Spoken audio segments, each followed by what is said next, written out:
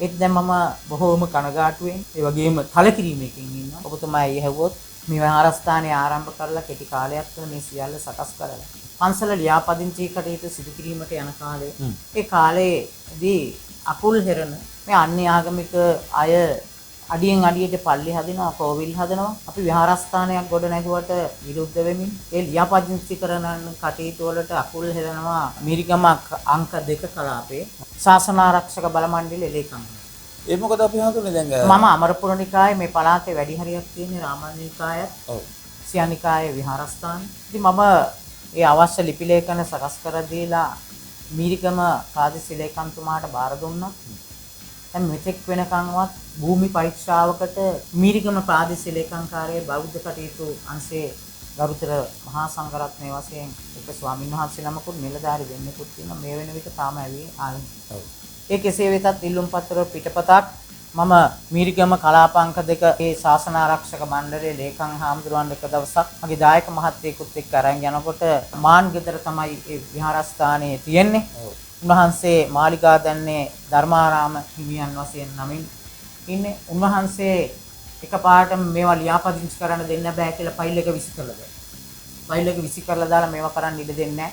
ඔබ වහන්සේට කොහොමදවත් දෙන්නේ නැහැ කියලා මට තර්ජනය කරලා අන්තිමේදී ෆයිල් එක බාරගෙන එදා ඉඳලම මා පිටිපස්සෙන් මට ඒක අකුල් බුදුහාමුදුරුවන්ගේ ස්ථානයක් සකස් කරන්න ගියාපුවාම උන්වහන්සේ චීවරයක් දාගත්තට උඩින් ලස්සන බුද්ධ චීවරය දාගත්තට යට හිතේ තියෙන්නේ කුහක අදහස් කැත අදහස් අනිවාර්යයෙන්. ඒ නිසා මම ඕනම තැනක කියනවා දැන් මේ වෙන විටත් මම ලේ කියවිලි සියලු සකස් කරලා ඊයේ දිනේදී මට මේක ඉවසා ගන්න බැරුව මම සියලුම දෙනාට මේ ලියුම් සකස් කරලා දැනටත් මම මේ ලියුම් කියුම් සියල්ල බාර දීලා තියෙනවා මහත්තයෝ 2025 4/2 මිරිගම ප්‍රාදේශීය ලේකම්තුමාට බාර දුන්නත් තවම මේ ආයතන පරීක්ෂාවකටවත් පැමිණෙන්නේ මොන හේතුවක්ද කියන දන්නේ මම ඊයේ දින මේ 25/5/21 බෞද්ධ කටයුතු කොමසාරිස්තුමාටත් දිසාපති තුමාටත් ගම්පහ ඒ වගේම මිරිගම ප්‍රාදේශීය ලේකම්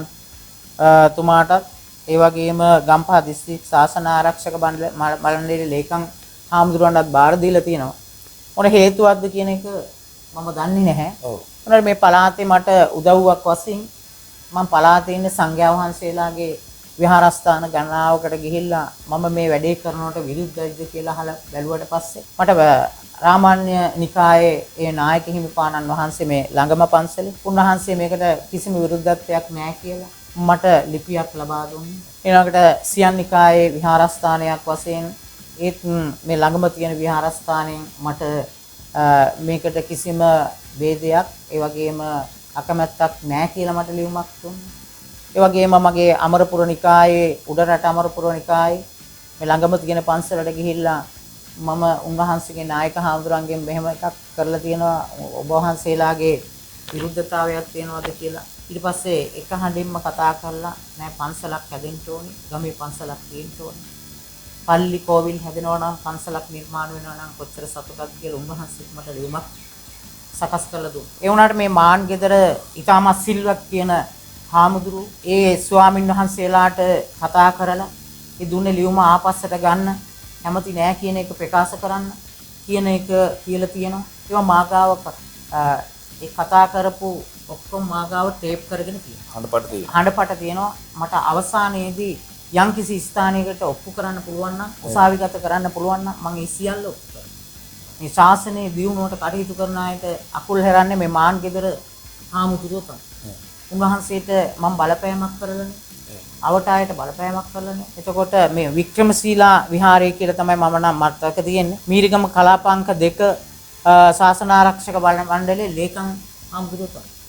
උන්වහන්සේ උඩින් ඔපේ තිබුණට උද චීවරේ දාගෙන තිබුණට යටින් තියෙන්නේ කුහක අදහස් තියෙන හාමුදුරුවෝ. ඒකනේ. ඒ මම ෆයිල් එක දෙනකොට අල්ලලා විසි කරාම එහෙම මම මේක ලියාපදිංචි කරන්න දෙන්නෙම නැහැ. පළාතේ ස්වාමීන් වහන්සේලා කැමති නෑ කියලා. අනේ ඒ හේතුවට තමයි මම පළාතේ ගෞරවනීය මහා සංඝරත්නයෙන් සෛනිකායික හාමුදුරන් වහන්සේලාගෙන් අවසර ලබාගෙන තියෙනවා. ඒවත් දැන් ආපස්සට රිවර්ස් කරන්න කියලා කතා කරලා කියලා තියෙනවා. උන්වහන්සේලාට කියලා. ඔව් උන්වහන්සේලාට කතා කරලා කියලා තියෙනවා. මට ඒවා දැනගන්න ලැබිලා තියෙනවා. ඒකට ඒ ගත්ත හඬපට පවා මාගාව දැන් ලැබිලා. දැන් එයා උන්වහන්සේට මොකද්ද මෙච්චර තියෙන අමාරුව අපේ හඳුරුනේ? මම හිතන විදියෙන් තියෙන ඉරිසියාවක් ක්‍රෝධයක් වෙන්න ඇති. සමහරට වෙන්න ඇති. ඒ වුණාට මේ බුද්ධ චීවරය දාගත්ත ස්ථානයකට එහෙම කරන එක බැරි. ඒක පෞද්ගලික වෙන ස්ථානයක් නම් කමක්. ඔව්. ඊළඟට තමයි ඒකම මම රජයේ නිලධාරීන්ට ඇඟිල්ල දික් කරලා දොස් කියන්නේ මේ සිදු කරන්නට එයාට වැඩි බලයක් තියෙනවා මීරිගම ප්‍රාදේශීය ලේකම්තුමා. එහෙම. එතකොට මේ වෙනකන් ලිපි ලේඛන බාර දුන්නත් ආයතන පරීක්ෂාවකට එන්න ඕනේ. ඒක ලියාපදිංචි කරනවද නැද්ද කියලා බලන්න හරි ආයතන එන්න ඕනේ. අනිවාර්යයෙන්. මේ අද වෙනතුරු මතක් කරාටවත් තව පැමිණිලා නැහැ. එයි මේ හේතුව මම කනගාටුවෙන් තමයි ඉන්නේ. පොරට සිවුර දාගත්ත කෙනෙක්, පොරට උපසම්පදාව ගත්ත කෙනෙක් නෙමෙයි.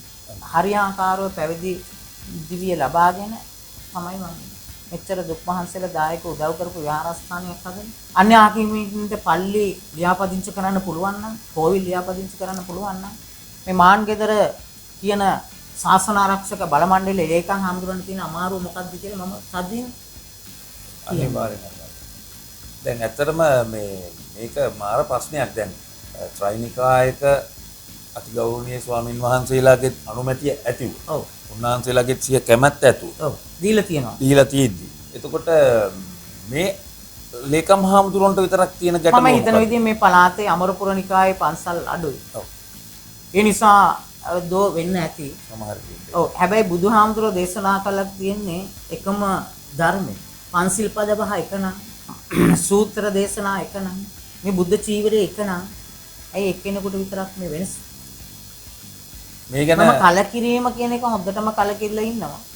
හැබැයි මේ විහාරස්ථානයේ ලියාපදිංචි නොකරන්න අවස්ථාව උන්වහන්සේ ඇතුළු කොට ඇති ඒ විරුද්ධ වෙන කණ්ඩායමක් සිටිනවා නම් උන්වහන්සේලා මේක ලියාපදිංචිට අකමැති නම් මම මේකෙන් ගැලවෙන්නේ නැහැ. මම දැන් ඇටේ හිටවල ඇටේ පැල කරලා පළ නෙලාගෙන ඉවරයි. මුලින් ගලවන්න ටිකක් අමාරුයි. මම යන්නෙත් නැහැ. මම දැන් මේකෙදි ඉඩම සකස් කරලා ඔක්කොම සකස් කරලා ලස්සන කුඩා විහාරයක්, එවන බුදුමැදුරක්, ධර්මශාලාවක්, සංඝාවාසය, බෝධි ප්‍රාකාරය, චෛත්‍ය රාජානන් වහන්සේ නිම කරලා තිබෙනවා. මගේ රජයේ මට කිසිම අනුදැනුම මට කිසිම ආධාරයක් නැති වුණත් මම යන්න තියෙන ගමන ගිහිල්ලා තියෙනවා. අර මහත්තයෝ කියලා තියෙනවානේ ගලන ගඟ කොච්චර කටුපඳුරු ගල් මුගුරු තිබුණත් පහළට ගලනවා කියලා. මම දැන් ගලලා ඉවරයි. ඒ වගේම මම අද හිටපුවත් වුණත් මම ලස්සන විහාරයක්, ලස්සන පූජා භූමියක් සකස් කරලා තියෙනවා. විහාර කීපයක්. විහාර කීපයක්.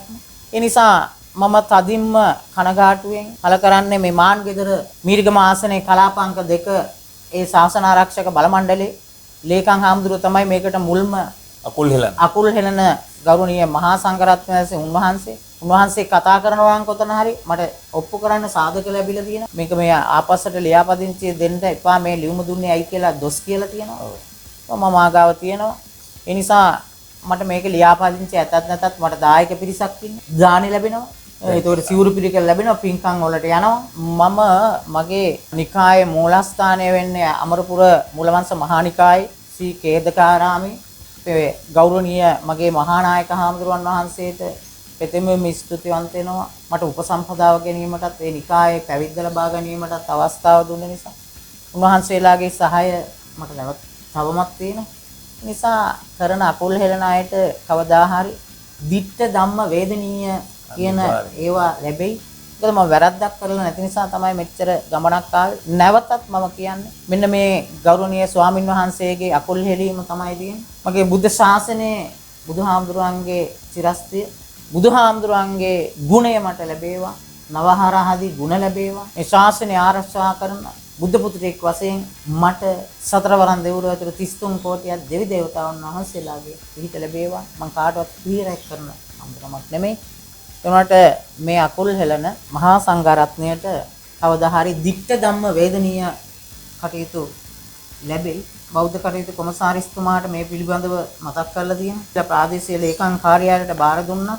තාම සමායෝජකලා 3 දෙනෙක් ඉන්නවා. මගේ විහාරස්ථානයට ආවේ නැහැ. ඒ බලපෑම් නිසා වෙන්නේ නැති. කවදා හරි කොතනකදී හරි මේ දේ ඉස්ත්‍රි සිද්ධ වේවයි කියලා මම ප්‍රාර්ථනා කරනවා. මේ වගේ ෆයිල් එක දුන්නින් පස්සේ අල්ලලා විසි කරපු එකම ස්වාමින් වහන්සේ කෙනෙක් තමයි මේ මාන් ගෙදර මීරිගම අංක 2 කලාපේ ශාසන ආරක්ෂක බලන මණ්ඩලයේ ලේකම් අපේ හැමතුනේ දැන් උන්නාන්සයට වැඩි මේ සම්බන්ධයෙන් මේකට අනුමැතියක් දෙන්න මීරිගම ප්‍රාදේශීය ලේකම්තුමාට අයිතියක් තියෙනවා. ඒ වුණාට එතුමා වුණත් මේ වෙන විට එතුමාගේ යටතේ වැඩ කරන සමායෝජක තුන්දෙනාගෙන් එක්කෙනෙක්ව මේ ස්ථානයට මේක හරිද නැද්ද කියලා බලන්න අද වෙන්න අතුරු ඒ බලන්න. දැන් ඔබ වහන්සේ එතුමාටත් ඒ ලිපි ලේඛන බාර දීලා තියෙනවා.